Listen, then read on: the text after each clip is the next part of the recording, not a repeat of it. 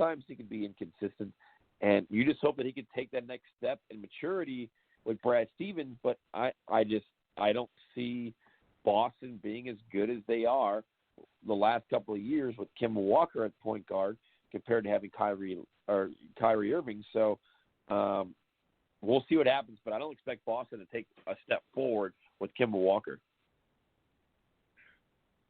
So the Golden State Warriors, they lost and picked up, if you will. They picked up Klay Thompson and obviously lost Kevin Durant, who signed. Klay Thompson signed with the Golden State Warriors.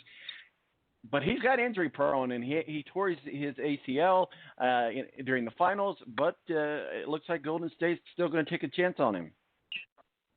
Yeah, absolutely. I mean, you look at you draft Klay Thompson, you still got Steph Curry. Steph Curry's the longest NBA tenured player that's on a team that he was drafted by. And then you look at Klay Thompson. Yeah, that injury was like terrible because they came at the worst time, as you know, like in the NBA Finals, right after Kevin Durant was injured, and then I guess re-injured.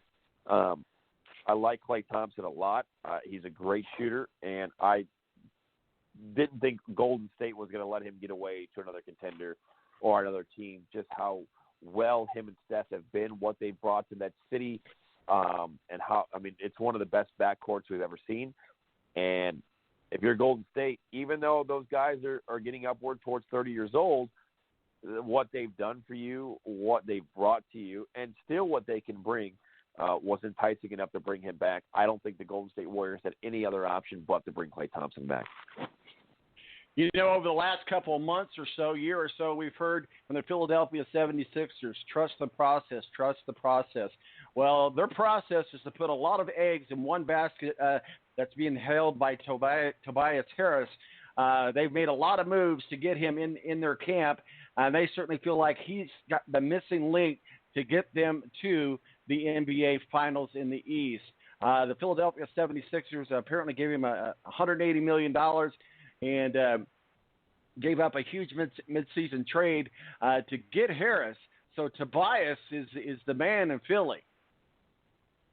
Well, it's a good problem to have when you know you're going to lose Jimmy Butler like they did and have a guy like Tobias Harris who's capable of filling that void. Now, is he Butler? No, but he's a great player to go alongside Embiid, to go alongside of now Al Horford, who is a veteran leader that can lead that team and show those guys what it's like to win in the playoffs and to be mature in the process, quote unquote.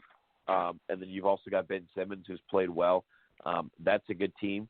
I think you look at the East. I think Philadelphia is going to be one of those top three teams.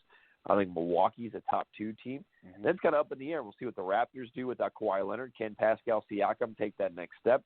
Can the Pacers contend? Can the Pacers get Victor Oladipo back by Christmas or by the end of January and get him into form and be a playoff contender? I think they can. Miami is going to be okay. Detroit's made some moves to make them okay. You've got Brooklyn, obviously. Kyrie Irving is going to be a player that's going to get into the playoffs, but they're not going to have Durant this year. So I think the East from about 3 to 8 is all up for grabs.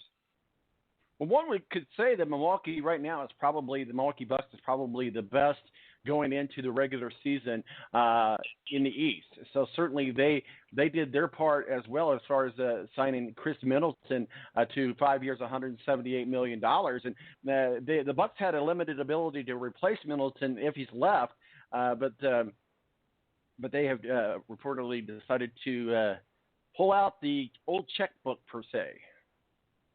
Yeah, and that's exactly what happened, and that's all good because you look at a guy like him, and you think, okay, with the Bucs situation, they had to pay two guys, Chris Middleton and Malcolm Brogdon.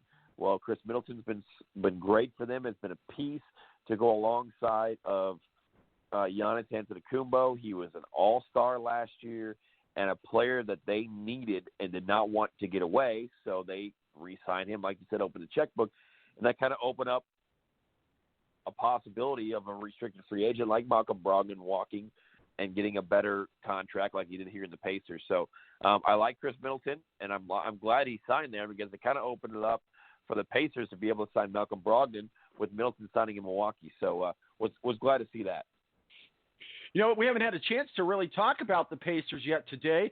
I know we kind of talked offline. I talked with a couple other people, but I think we're very happy with what Kevin Pritchard and the Pacers did in the free agency this year. I'm really excited about the moves. On paper, it looks to be everything that the Pacers needed to do. I think the biggest dodge bullet was actually not getting Ricky Rubio, and was a guy that I didn't think would fit with the Pacers, was a guy that they needed to go out and spend money on. And they obviously made a phone call to the Bucks, tried to work something out. The Bucks said, okay, we'll take, those assets that you got. They earned, they made moves this draft to get those two draft picks, and they've made moves to be able to acquire assets to obviously put forward and to sign Malcolm Brogdon. I thought that was huge. Jeremy Lamb's the guy that I know can continue to grow and can shoot the basketball. Malcolm Brogdon was first in the NBA last year in free throw percentage, while Jeremy Lamb was sixth. And you look at all the heartbreak and the rimmed out free throws that the Pacers have had to live through the last couple of years with Bogey, with guys like Darren Collison, and even back to the George Hill area. So now you have two great free throw shooters. You have two guys that can grow and adapt and adjust to playing basketball with Victor Oladipo. So I think the Pacers are set up for the near future, and I like it. Where do you think the Pacers fit in with a group of really good teams that we've talked about the trades, we've talked about some of the things that have happened with the Sixers and the Nets and the Bucks and the Celtics? Where do the Pacers fit into that mix? Are they still a top 5 team in the East? I think so. I think they could contend for the top 3 seed, and barring any kind of injuries from other teams and for the Pacers, they could be a top 3 team. I think Milwaukee and Philadelphia are your top 2, and I think the Nets are still going to be a good team as you plug in Kyrie Irving instead of D'Angelo Russell. So I think the Pacers could be in that upper, top 4 seeds in the Eastern Conference. They just have to stay healthy and be able to play good basketball. So we've seen some during the free agencies. We've seen some people team up. For example, we talked about Kawhi Leonard and Paul George. Not necessarily that this is one of those situations where they both like to have a ball, but let's say that we have some scenarios which we saw pan out where both players that teamed up on a new team are used to being ball hogs. Who's the biggest ball hog matchup in the 2019 season, and are they going to be able to play together? I think so. I think Durant, you saw when he went to the Warriors, you were like, okay, where are the shots going to come from? What's he going to do? How's he going to adapt to Steph Curry's team and what Steph Curry has built there? But I think with the Nets, I think Kevin Durant is so good at creating his own shot and hitting that outside jumper that Kawhi Leonard will be able to hit him. I keep saying Kawhi. Kyrie Irving will be able to hit him and find him in spots. So I think there'll be plenty of shots for those guys. And then you've got a lot of role players with the Nets, like a Joe Harris, guys that don't really need the ball in their hands, but when you need that bucket, they can get it for you. So I think they'll be just fine, and I think we have the most balanced NBA we've probably seen in the last 20 years. Let's talk about the Lakers. LeBron James has his team at the Lakers. He has his Space Jam. He has the Lakers right where he wants them. There's a lot of hope and expectations, if you will, for the Lakers to get to a championship, especially with what the apparent demise of the Golden State Warriors are. So the Lakers are really going in with some high hopes and expectations that they've made the right moves with the right people. But the guy on the outside that's going to try to control this herd of cats, if you will, is a guy we know very well, Frank Vogel.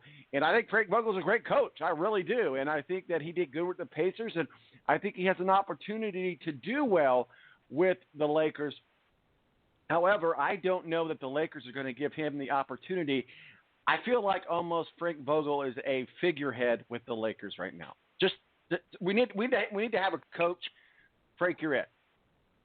Stay in the lane. it's like, okay, this guy will be the coach of the Lakers as long as LeBron James wants him to, and you hope that that's longer than just 1 year. But at the end of the day, like, this is LeBron James's team. He's going to dictate who's the coach, and he's going to dictate how things work. But, hey, let's go get Frank Vogel, a guy who we think is a good coach, but will keep to himself, and will adjust and go with what LeBron James has to say. But how many times last year and how many times in LeBron James's career have we seen him just kind of checked out during a timeout, not listening to the coach, kind of doing his own thing? So, hey, Frank, like you said, we need a coach. So why don't you go over here and coach? We'll pay you a lot, and whenever LeBron wants you out, we're going to get you out of here. But we'll pay you some money along the way.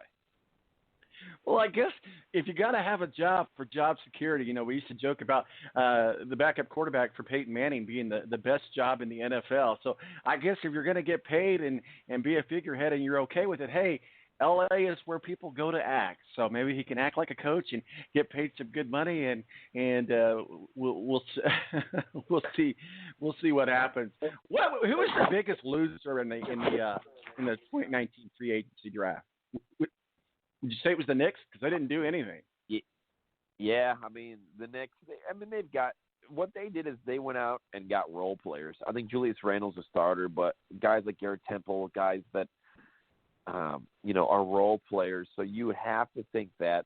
I think, honestly, Toronto is a loser by losing Kawhi Leonard. And they – obviously not their fault. They brought him there for 1 year. They made a trade for him.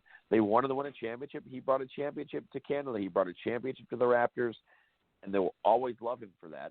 But at the end of the day, you lost your best player, and you didn't grab anybody else or any other assets to get better. So I think Toronto is a loser in free agency, which I would probably take losing and being a loser in free agency. I would probably take that as a probable precaution for being the NBA champions, but they did not get better this offseason. So I think Toronto's got to be listed in that group as well. We kind of touched a little bit on the Houston Rockets, but really haven't talked much about them in the free agency. Obviously, there were some moves there. The Houston Rockets certainly feel like they can be a very good team in the West. I would certainly think that they're one of the top 4 teams in the West. And as we saw at the end of last year, the Houston Rockets have what it takes to go the distance. Talk with us about the Houston Rockets 2019 free agency. What are your thoughts? Yeah, I mean, how huge was that? They were kind of making moves. They were making moves, and you're like, okay, the Rockets are going to get a little bit better. How are they going to make James Harden happy? What's the rumors? We heard that him and CP3 are not getting along. And then the owner of the Rockets came out and said, we're not going to get rid of Chris Paul. Him and Harden don't have any beef. They're all good. And then all of a sudden, oh, hey, by the way, we're trading CP3 away and getting Russell Westbrook. So I really like the moves that the Rockets did. I think Eric Gordon, who's been there for a while, is a good piece that they need. Clint Capella is a great center that is going to continue to grow and has a lot of potential. And we'll see what the Rockets can do. I'm really looking forward to seeing how James Harden and Russell Westbrook can control the backcourt. Not going to be a lot of defense there, but there's certainly going to be a lot of scoring. Joining us now is Mo for the BS Sports Show. Mo, thanks for taking a few minutes to join us. I know you've got your own thing going on, but I appreciate you taking some time to join us. Myself and Tony Donouhue of the Tony D podcast talking some NBA free agency. Certainly, we went through a lot of the top chest pounders, if you will, and what a crazy season it's been. But go ahead and give us your thoughts, Mo. First of all, happy Saturday to you. But give us your thoughts on the crazy world of the NBA over the last few weeks.